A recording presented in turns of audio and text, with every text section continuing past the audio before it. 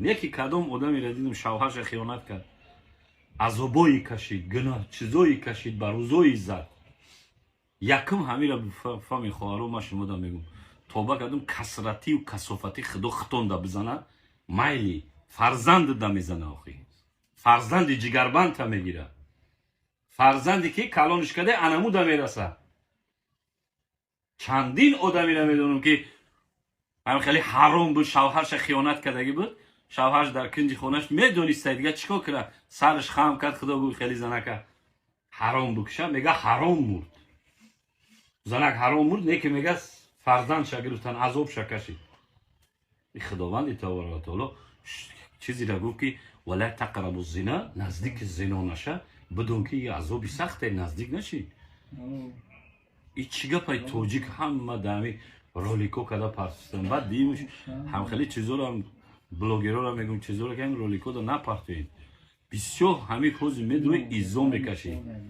من تماشا میکنم، من نگاه میکنم دیگه ملت ها داغستانی و چچنو یا که تترا دیگه رو شوهر خیلی نمیقپن. دیده یگان تا که هم خیلی قپیدین یا قرغزا فقط ازبکا دا کدیسن، تاجیکا کدیسن.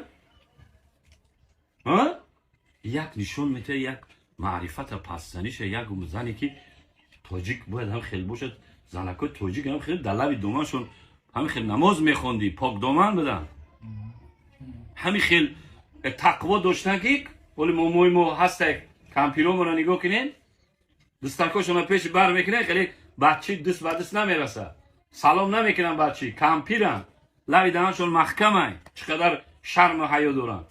برای ما هم خیلی زنکایی که شرم و حیا دادن، با تقوا بدن، پاک دامان بدن، نونی شوهر خوردن، نونی مردک خوردن، خیانت نکردن، خداوند فرزندای شیری نشون حکیمشون داد، فرزندای پاچا و وزیرشون داد، فرزندایی که سرلشکرشون داد، برای مادرشون با تقوا بود. ای مادر زناکار، ای مادر حرام، فرزندی میگوی بابا فرزندی چی میبرویم؟